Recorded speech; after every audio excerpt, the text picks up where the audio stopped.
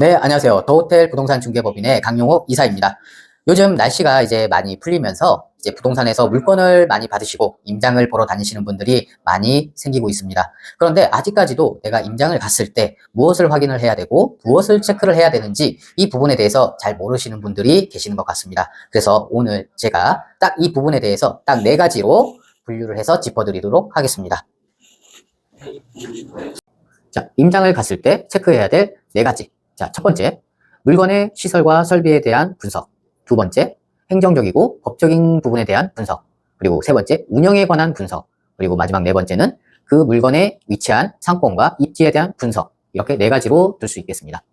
네, 그 첫 번째, 시설과 설비에 대한 분석입니다. 딱 처음 들어가셨을 때 객실의 도배, 장판, 그리고 누수에 대한 부분을 확인을 먼저 해주시고요. 그리고 난방의 방식. 난방의 방식에는 여러 가지 종류가 있는데요. 뭐 등유, 가스, 심야 전기 이렇게 나누어 볼 수 있고요. 그 외로 이제 필름 난방이라고 하는 난방 방식도 있습니다. 그래서 난방 방식은 어떻게 되는지, 그리고 수도.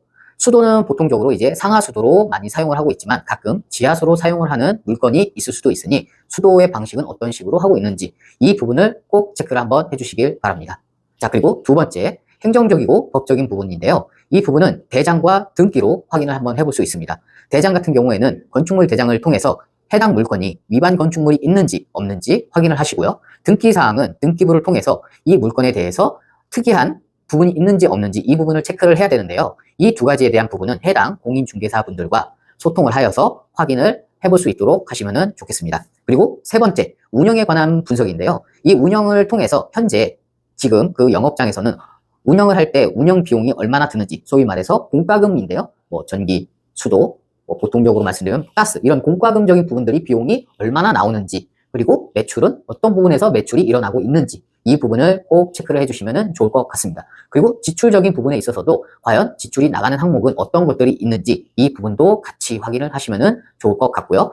자, 마지막으로 4번째, 그 물건이 위치한 상권에 대한 분석입니다. 가령 내가 운영을 하는 방식이 대시를 돌리고 일반 숙박을 돌리는 그런 운영 방식이라고 한다면 어플을 통해서 그 지역의 객단가를 확인 한번 해볼 수 있고요. 그리고 그 지역이 예약이 마감이 자주 되는지 그거를 통해서 상권에 대한 분석을 해볼 수도 있고요. 그리고 만약에 장기방으로 운영을 하고 싶다, 아니면 뭐 스테이로 하고 싶다라고 한다고 하면 그 장기방이나 스테이에 대한 수요가 있는지 없는지에 대한 분석이 필요한데요. 가령 해당 물건 인근에 건설 현장이라든지 공사 현장이 있는지, 아니면 산업단지가 있는지 이런 부분을 통해서 분석을 한번 해볼 수 있고요. 추가적으로 인근에 뭐 대학가 상권이 있는지 이런 부분도 같이 분석을 하시면은 굉장히 도움이 많이 되실 것 같습니다.